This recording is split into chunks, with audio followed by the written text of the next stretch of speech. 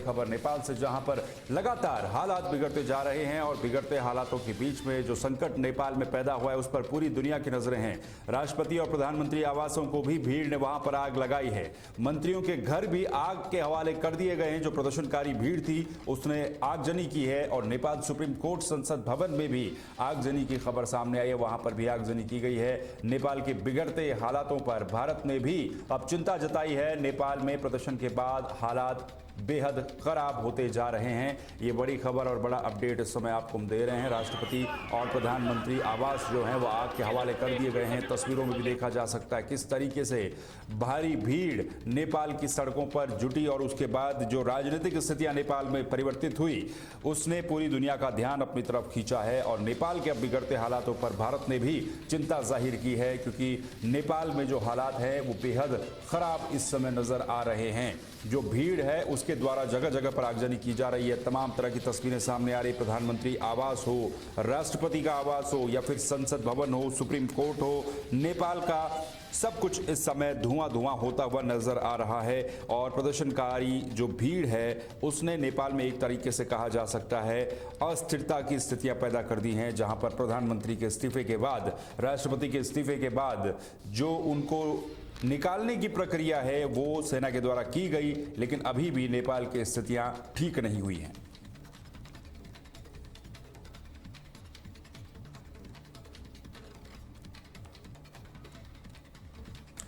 वहीं नेपाल के बिगड़ते हालातों के बाद भारत ने भी इन हालातों पर अपनी चिंता जाहिर की है। इसके अलावा नेपाल में जो स्थितियां हैं वो धीरे धीरे और भी ज़्यादा खराब होती जा रही है। बड़ा अपडेट आपको एक और दे देते हैं। नेपाल हिंसा में अब तक 24 लोगों की मौत की खबर सामने आई है। और इसके अलावा नेपाल हिंसा दिल दहला देने वाली है, ये प्रधानमंत्री मोदी की तरफ से कहा गया है। हिंसा में युवाओं की मौत दुखद है, ये प्रधानमंत्री मोदी की तरफ से कहा गया है। यानी कि प्रधानमंत्री ने भी जो अपनी चिंता वो जाहिर की है। 2000 से ज्यादा कैदी फरार हो चुके हैं। हिंसा के बाद काठमांडू एयरपोर्ट पर उड़ानें बंद कर दी गई हैं। भारत की तरफ से भी उड़ानें बंद कर दी गई हैं। और इस हिंसा की अगर बात करें अभी तक नेपाल इस हिंसा की, तो 24 लोगों की मौत की खबर वहां से सामने आई है। प्रधानमंत्री ने भी इस पर अपना रिएक्शन दिया है। भारत के प्रधानमंत्री का कहना है कि हिंसा में युवाओं की मौत बेहद दुखद है और नेपाल की जेलों से लगभग 2000 के आसपास कैदी हैं जो फरार हो गए हैं। ये खबर भी सामने आई है। तो इस समय नेपाल में कहा जा सकता है कि कुछ भी कंट्रोल में नहीं है। सब कुछ आउट ऑफ कंट्रोल नेपाल में हो चुका है। जेल से कैदी फरार हो रहे हैं। सुप्रीम कोर्ट, प्रधानमंत्री आवास, राष्ट्रपति आवास आग के हवाले कर दिए गए हैं। भ्रष्टाचार और सोशल मीडिया पर जो अभिव्यक्ति की आज़ादी है उससे शुरू हुआ ये एक तरीके का प्रदर्शन, आंदोलन इतना हिंसक हो जाएगा ये किसी ने सोचा नहीं होगा। और इतना हिंसक हो गया कि इससे देश के प्रधानमंत्री को देश छोड़ने पर मजबूर होना पड़ा है। तो ये स्थिति इस समय नेपाल से है, जहां पर 24 लोगों की मौत की खबर अभी तक सामने आ चुकी है।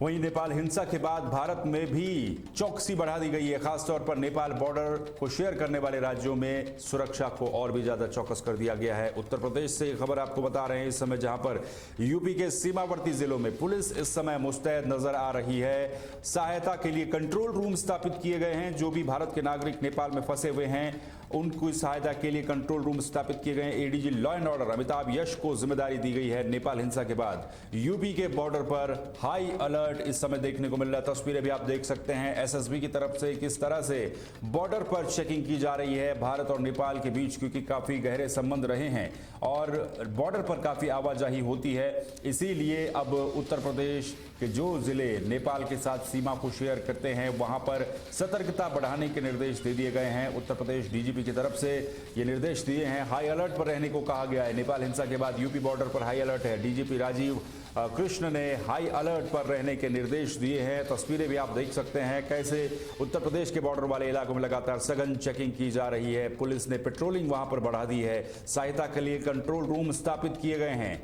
इसके अलावा जो उत्तर प्रदेश के एडीजी लॉ एंड ऑर्डर हैं अमिताभ यश, इनको जिम्मेदारी दी गई है कंट्रोल रूम की। और नेपाल की हिंसा के बाद ये स्थितियां, अब इसका इंपैक्ट जो है वो किसी तरीके से इस देश में न फैले, इसलिए पुलिस प्रशासन ने चौकसी बढ़ा दी है। बॉर्डर वाले इलाकों में लगातार सर्च ऑपरेशन चल रहा है और तलाशी अभियान भी तेजी के साथ किया जा रहा है। गहनता से जांच की जा रही है, संदिग्ध गतिविधियों पर लगातार नजर रखी जा रही है, उसका इंपैक्ट कुछ भारत पर न पड़े, इसके लिए सभी जांच एजेंसियां और बॉर्डर पर जिन एजेंसियों के हवाले जिम्मेदारी होती है उन एजेंसियों के साथ समन्वय स्थापित करने के निर्देश भी दिए हैं। हाई अलर्ट पर पुलिस इस समय बॉर्डर वाले इलाकों में है और लगातार इसी तरीके से ये चेकिंग अभियान पुलिस के द्वारा चलाया जा रहा है।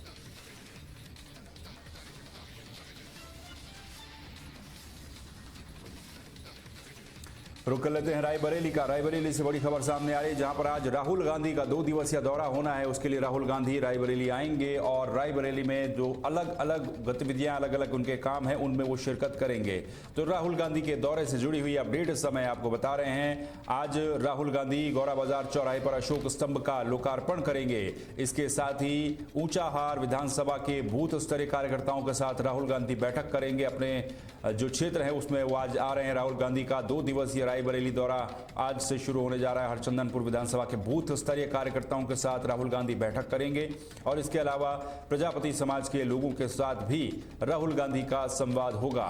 गोरा बाजार चौराहे पर स्थित अशोक स्तंभ का राहुल गांधी लोकार्पण करने जा रहे हैं और ये उनका कार्यक्रम था जो तय किया गया था और इसी हिसाब से अब राहुल गांधी का ये कार्यक्रम रहने वाला है, क्योंकि रायबरेली से ही वो उनकी राजनीतिक जो पृष्ठभूमि है वो रही है। रायबरेली से वो सांसद भी हैं, ऐसे में रायबरेली में उनका दौरा, सांसद रहे हैं रायबरेली से, ऐसे में रायबरेली के लिए उनका ये दौरा काफ़ी ज़्यादा महत्वपूर्ण है, जहां पर वो कार्यकर्ताओं के साथ बातचीत करेंगे।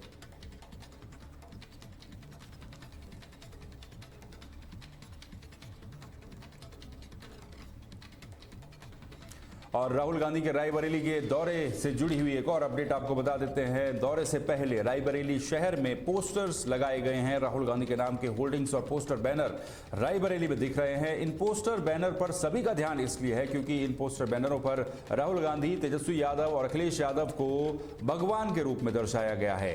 ये खबर आपको बता रहे हैं, जहां पर शहर में पोस्टर बैनर लगाए गए हैं राहुल गांधी के दौरे से पहले और बैनर में तेजस्वी, राहुल गांधी और अखिलेश यादव को भगवान के रूप में दिखाया गया है।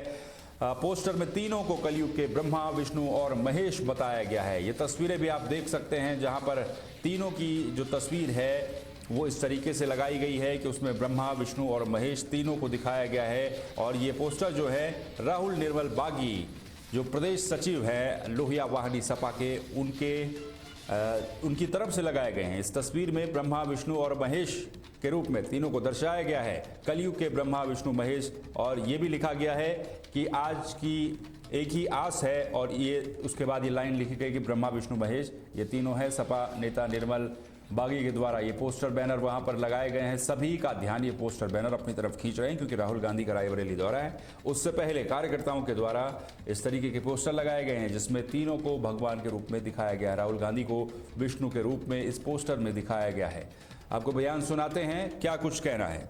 बैनर लगाने का मेन उद्देश्य है, जिस तरीके से देश में आज कलयुग चल रहा है, कलयुग में जिस तरीके से वोट चोरी किया जा रहा है, दलितों, पिछड़ों, शोषितों, वंचितों, महिलाओं, किसानों, नौजवानों को हक मारा जा रहा है, उसी हक की लड़ाई लड़ने के लिए इंडिया गठबंधन के जो पार्टी गठबंधन में है, जैसे कांग्रेस के राहुल गांधी जी आवाज उठाने का काम करते हैं, माननीय अखिलेश यादव जी जो हमेशा दलितों, शोषितों, वंचितों, महिलाओं, किसानों, नौजवानों, बेरोजगारों की आवाज उठाने का काम करते हैं।